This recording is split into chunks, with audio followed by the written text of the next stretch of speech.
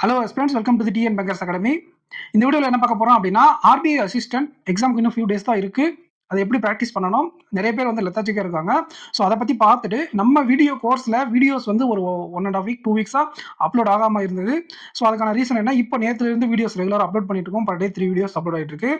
அதை பற்றி தெளிவாக பார்த்துடலாம். ஸோ இந்த வீடியோ லைக் பண்ணி சேனலை சப்ஸ்கிரைப் பண்ணிக்கோங்க. நீங்கள் பேங்க் எக்ஸாம் ப்ரிப்பேர் பண்ணுறீங்க அப்படின்னா டிஎன் பேங்கர்ஸ் அகாடமி அப்படிங்கிற ஆப்பை டவுன்லோட் பண்ணிக்கோங்க. லிங்க்கை இப்போ கமெண்ட் செக்ஷனில் கொடுத்துருக்கேன். சரிங்களா?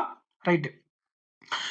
ஃபர்ஸ்ட் ஆஃப் ஆல் அந்த ரீசன் என்ன அப்படின்னா, வீட்டில் அம்மா தவறிட்டாங்க. ஸோ அதனால் 2 வீக்ஸாக என்னால் எந்த அப்டேட்டும் கொடுக்க முடியல சேனலில். அண்ட் அங்கே எங்கேயுமே எந்த ஆக்டிவிட்டி இல்லாமல் இருந்துச்சு. ஸோ நேற்றுலேருந்து தான் நமக்கான என்விரான்மெண்ட் கிடைச்சது வீடியோ எடுக்கிறதுக்கு மற்ற எல்லாத்துக்கும். ஸோ ஃபஸ்ட்டு வீடியோ கோர்ஸில் வீடியோ அப்லோட் பண்ணலான்ட்டு ஒரு ஃபியூ வீடியோஸ் அப்லோட் பண்ணிவிட்டு இப்போ தான் யூடியூப்க்கு வந்திருக்கேன். சரிங்களா? வீடியோஸ் இனிமேல் ரெகுலராக வந்துடும். ஆர்பிஐ அசிஸ்டன்ட் ஃபோக்கஸ் பண்ணி நிறைய வீடியோஸ் கொடுத்துருக்கோம்.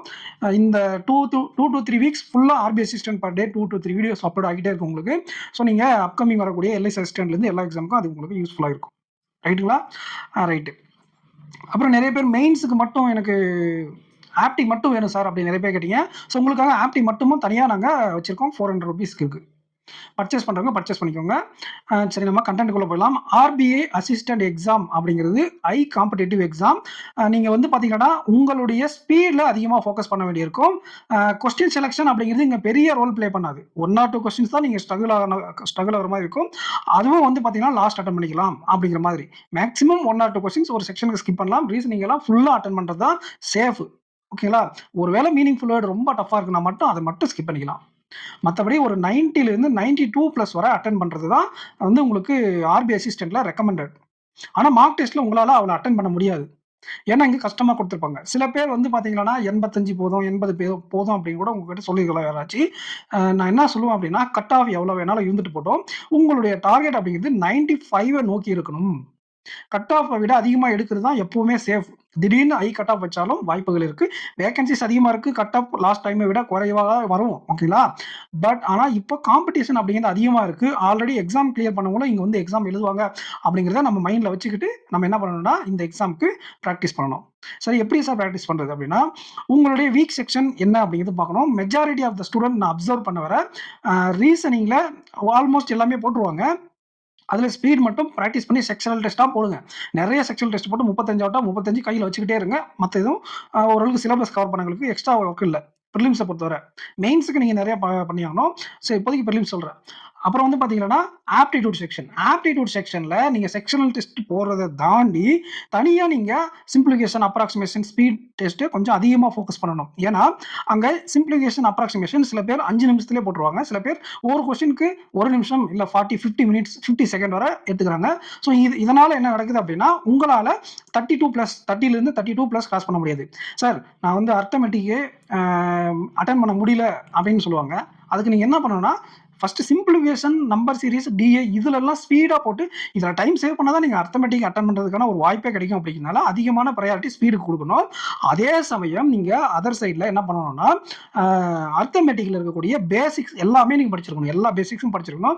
ரொம்ப கஷ்டம்லாம் கிடையாது. நீங்கள் ஆல்ரெடி பேங்க் சிலபஸ் எல்லாம் கம்ப்ளீட் பண்ணியிருப்பீங்களா, அதை எடுத்து ஜஸ்ட் ரிவைஸ் பண்ணுங்கள். உங்களுக்கு தெரிஞ்ச கான்செப்ட்ஸ் எல்லாம் ரிவைஸ் மட்டும் பண்ணி அதை அப்ளை பண்ணுங்கள். நீங்கள் படித்ததை கொஸ்டினில் அப்ளை பண்ணி உங்களால் ஆன்சர் எடுக்க முடியுதான்னு பாருங்கள். ஒவ்வொரு டாப்பிக்லும் ஒரு 50 சம் சால்வ் பண்ணீங்க அப்படின்னாலே உங்களுக்கு வந்து பார்த்தீங்கன்னா அர்த்தமெட்டிக்கில் ப்ரிலிம்ஸ் லெவலில் உங்களுக்கு ஸ்பீட் வந்துடும். ஸ்பீட் இல்லைனா கூட அந்த கொஸ்டினை சால்வ் பண்ணக்கூடிய கெப்பாசிட்டி வந்துடணும். ஸோ ஆப்டிடியூடுக்கு நீங்கள் என்ன பண்ணணும் அப்படின்னா, முதல் வேலையாக ஸ்பீட் டாபிக்ஸ் ஆனால் சிம்பிளிஃபிகேஷன், டிஐ இந்த மாதிரி டாப்பிக்கை எவ்வளோ வேகமாக கம்ப்ளீட் பண்ணணுமோ அவ்வளோ வேகமாக கம்ப்ளீட் பண்ணணும். அதுக்கு உங்களுக்கு ஸ்பீட் தேவை. அர்த்தமெட்டிக் டாபிக்ஸ் எல்லாம் எடுத்து ரிவைஸ் பண்ணுங்கள். ரிவைஸ் பண்ணி சால்வ் பண்ணி பாருங்கள். இல்லை வீடியோஸ் பார்த்து சால்வ் பண்ணி பாருங்கள். ஸோ உங்களுக்கு அந்த பேசிக்ஸ் தெரியணும். எக்ஸாமில் சால்வ் பண்ணிடணும். அவ்வளோதான். ஓகேங்களா? ஸ்பீடாக போடக்கூடிய டாபிக் ஸ்பீடாக போட்டு அர்த்தமெட்டிக்கில் முடிஞ்ச அளவு சால்வ் பண்ணிடணும். ஒரு 2 to 3 கொஸ்டின்ஸ் வரை எக்ஸப்ஷன் இருக்கும். உங்களால் அதிகமாக படிக்க முடியல, எனக்கு அதிகமான டாபிக் தெரியல அப்படின்னா அந்த எக்ஸப்ஷனே இருக்கக்கூடாது. எல்லா டாப்பிக்கோடைய பேசிக்ஸும் நீங்கள் படிச்சுட்டு போகிறது தான் ரெக்கமெண்டட். ஓகேங்களா? ஸோ முடிஞ்ச வரை இதை பண்ணுங்கள். ஓகேங்களா? ஸோ இங்கிலீஷ் செக்ஷனை பொறுத்தவரை நீங்கள் 100% அக்யூரேசியாக சொல்ல முடியாது. ஒரு அட்லீஸ்ட் ஒரு 25 மார்க்காக எடுக்க ட்ரை பண்ணுங்கள். 22லேருந்து 25 மார்க்காக எடுக்க ட்ரை பண்ணுங்க.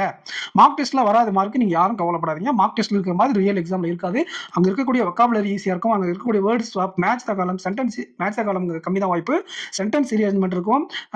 ஒரு செக் இது மல்டிபிள் ஷிஃப்ட் நடக்கிறதுனால நீங்கள் பேரா ஜம்பிள் உங்கள் ஷிஃப்ட்டில் வந்தால் நீங்கள் அதை கிராக் பண்ணிட்டா உங்களுக்கு பெனிஃபிட் இருக்கும். கிராக் பண்ணல அப்படின்னா கண்டிப்பாக நீங்கள் ஒரு நெகட்டிவ் அது உங்களுக்கு உங்களுடைய ஓவரால் அட்டம் ரொம்ப குறைஞ்சிரும். ஓகேங்களா? ஏன்னா 5 மார்க் அதுலேருந்து வரப்போகுது. ஒரு கொஸ்டின் இல்லை ஃபர்ஸ்ட் கிளாஸ் அட்டம் கூட 3 கொஸ்டின் ஷார்ட்டேஜ் மற்றவங்கள விட கிராக் பண்ணவங்கள விட கிராக் பண்ணாதவங்களுக்கு ஷார்ட்டேஜ் ஆகிடும். ஸோ அதனால நீங்கள் கொஞ்சம் பேரா ஜம்பிளில் கொஞ்சம் எக்ஸ்ட்ரா ஃபோக்கஸ் பண்ணுங்கள். மற்றபடி இந்த எரர் ஸ்பாட்டிங்லாம் ரொம்ப பேசிக்கான எரர் ஸ்பாட்டிங் தான் இருக்கும். எரர் ஸ்பாட்டிங்குடைய பேசிக்ஸ் இல்லை ப்ரீவியஸ் இயர் கொஸ்டின்ஸ் இல்லை வந்து பார்த்தீங்கன்னா bank point of view error spotting படிங்க. ரொம்ப ஹை லெவல் அட்வான்ஸ்டு கொஸ்டின்ஸ் அந்த மாதிரிலாம் பார்க்க வேண்டிய அவசியம் இல்லை. எல்லாமே ஈஸியாக தான் இருக்கும். ஆர்சி கூட ஜஸ்ட் ஸ்டோரி பேஸ்டு ஆர்சி தான் இருக்கும். எக்கனாமி லெவலில் புரியாத மாதிரி பேராகிராஃப்லாம் இருக்க சான்சஸ் கம்மி. மேபி 1 or 2 ஷிஃப்ட்டில் இருக்கலாம், 1 or 2 ஷிஃப்ட்டில். ஆனால் மேக்ஸிமம் உங்களுக்கு ஆர்சி கிராக் பண்ணுற மாதிரி தான் இருக்கும். அப்படி கஷ்டமா கேட்குறாங்க அப்படின்னா உங்களுக்கு நார்மலைசேஷன் இருக்கும். ஓகேங்களா? அதை பற்றி யாரும் கவலைப்பட வேண்டியதில்லை. இது ஒரு ஸ்டேட் லெவல் எக்ஸாம் தான். தமிழ்நாட்டில் இருக்கிறவங்களுக்கு எல்லாருக்கும் ஒரே மாதிரி இல்லைன்னா கூட ஓரளவுக்கு இங்கிலீஷில் கஷ்டமாக கேட்டால் ஸ்ட்ரகிள் ஆகக்கூடிய ஆஸ்பெக்ட்ஸ் தான் தமிழ்நாட்டில் அதிகமாக இருக்கீங்க. அதனால் கண்டிப்பாக நீங்கள் என்ன பண்ணுறீங்க அப்படின்னா இங்கிலீஷை பொறுத்தவரை error spotting, basics error spotting தெரிஞ்சிருக்கணும். பேரா ஜம்பிள் நல்லா அப்ரோச் பண்ண தெரிஞ்சிருக்கணும். முடிஞ்ச வரை அதிகமாக ப்ராக்டிஸ் பண்ணுங்க. கொஞ்சம் குயிக்காக பேரா ஜம்பில் சால்வ் பண்ண பாருங்க. நிறைய பேர் பேரா ஜம்பில் ரொம்ப நேரம் உட்காந்துருவீங்க. அதுக்கப்புறம் இந்த பேசிக்ஸ் டாபிக்ஸான word swap, match the column, class test இதெல்லாம் சிம்பிளாக தான் இருக்கும். அதை ப்ராக்டிஸ் பண்ணிக்கோங்க. எக்ஸ்ட்ரா ஃபோக்கஸ் எதுக்குன்னா எரர் ஸ்பாட்டிங்க்கும் பேரா ஜம்பிளுக்கும். ஏன்னா நீங்கள் இதில் தான் தவற விடுங்க உங்களுடைய மார்க்கை. ஓகேங்களா? அதில் கொஞ்சம் எக்ஸ்ட்ரா ஃபோக்கஸ் பண்ணிக்கோங்க. ஆர்சியில் நல்லா எப்படின்னா ஒரு கொஸ்டின் மட்டும் கஷ்டமாக கேட்டிருப்பாங்க. 6 கொஸ்டின் இருக்கும், இல்லை 7, 8 கொஸ்டின் இருக்குன்னு வச்சுக்கல. அந்த 7, 8 கொஸ்டினில் 1 இல்லைனா 2 கொஸ்டின் கஷ்டமாக இருக்கும் ஆர்சியில். அந்த 1 or 2 கொஸ்டினை நீங்கள் அட்டன் பண்ணியே ஆகணும் அப்படிங்கிற கட்டாயம் கிடையாது. லாஸ்ட்டில் கூட ட்ரை பண்ணிக்கலாம். உங்களால் அந்த ஆன்சர் எடுக்க முடியல, இல்லை சென்டென்ஸ் ஏ, சென்டென்ஸ் பி, சென்டென்ஸ் சி இருக்குது, நீங்கள் ஃபுல்லாக பேராகிராஃப் படித்து அட்டன் பண்ணாத ஆஸ்பிரண்ட்டாக இருந்தீங்கன்னா கொஸ்டின் வைஸாக போனீங்கன்னா கொஞ்சம் மைண்டை கண்ட்ரோல் பண்ணுங்கள். ஏன்னா உங்களுக்கு தெரிஞ்ச டாபிக்ஸும் குயிக்காக போடக்கூடிய கொஸ்டின்ஸும் பின்னாடி நிறைய இருக்கும். அந்த ஒரு கொஸ்டின் அட்டன் பண்ணுன்றதுல நீங்கள் நிறைய நேரம் ஸ்பெண்ட் பண்ணிட்டீங்க அப்படின்னா உங்களுடைய ஓவரால் அட்டெம்ப்ட் அப்படிங்கிறது வராமல் போயிடும். ஸோ இந்த மிஸ்டேக்ஸ் எல்லாம் நீங்கள் பண்ண வேண்டாம். ஓகேங்களா? ஆர்சியில் 1 or 2 கொஸ்டின் கஷ்டமாக தான் இருக்கும். அந்த கொஸ்டின் ஸ்கிப் பண்ணிடுங்க. அதே மாதிரி அர்த்தமெட்டிக்கில் 1 or 2 கொஸ்டின் உங்களுக்கு தெரியலனா கூட ஸ்கிப் பண்ணிட்டு லாஸ்ட்டில் ட்ரை பண்ணுங்க. ரீசனிங்கில் மீனிங்ஃபுல் வேர்டு வரலன்னா ரொம்ப நேரம் ட்ரை பண்ண வேண்டாம். அந்த மீனிங்ஃபுல் வேர்டை கடைசியாக அட்டன் பண்ணுறது ரெக்கமெண்டட். ஓகேங்களா? ஸோ ரீசனிங் ஒரு ஓவராலாக ஒரு குயிக் ரிவ்யூவை கொடுத்துட்றேன். ரீசனிங் எபிலிட்டிக்கு நீங்கள் என்ன பண்ணணும் அப்படின்னா செக்ஷனல் டெஸ்ட் எடுக்கணும். ஆப்டிடியூட் செக்ஷனலுக்கு என்ன பண்ணணும் அப்படின்னா ஸ்பீட் ப்ராக்டிஸ்க்கு ஒரு பக்கம் ப்ராக்டிஸ் பண்ணணும். அர்த்தமெட்டிக் எடுத்து ரீகால் பண்ணி சால்வ் பண்ணக்கூடிய எபிலிட்டியை வளர்த்துக்கணும். அண்ட் இங்கிலீஷ் பொறுத்தவரை அதிகமாக தப்பு பண்ணக்கூடிய எரர் ஸ்பாட்டிங்கையும் நீங்கள் வந்தால் வரும் வராட்டி வராது அப்படிங்கிற மாதிரி இருக்கக்கூடிய பேரா ஜம்பிளுக்கும் அதிகமான ஃபோக்கஸ் கொடுக்கணும். ஆர்சியில் ஒரு கொஸ்டின் ஆன்சர் வரலனா கூட நீங்கள் என்ன பண்ணணும், அதை கண்டிப்பாக ஸ்கிப் பண்ணிடணும். 1 or 2 கொஸ்டின் கஷ்டமாக இருக்குது, ஸ்கிப் பண்ணிடணும். மற்ற கொஸ்டின்ஸ்லாம் அட்டன் பண்ணணும். ஓகேங்களா? அண்ட் சப்ஜெக்ட் வைஸாக நம்ம ஸ்ட்ராட்டஜி கொடுப்போம். இதுக்கு முன்னாடி நிறைய வீடியோஸில் கொடுத்துருக்கேன். ஸோ நான் வந்து எக்ஸாம் ஒட்டி இருக்கக்கூடிய டைமில் உங்களுக்கு எப்படி அட்டன் பண்ணுன்ற இந்த ஆர்டரை சொல்லுவேன். அதையும் ஃபாலோ பண்ணிக்கோங்க. கண்டிப்பாக உங்களால் எக்ஸாமில் நல்ல மார்க் எடுக்க முடியும்.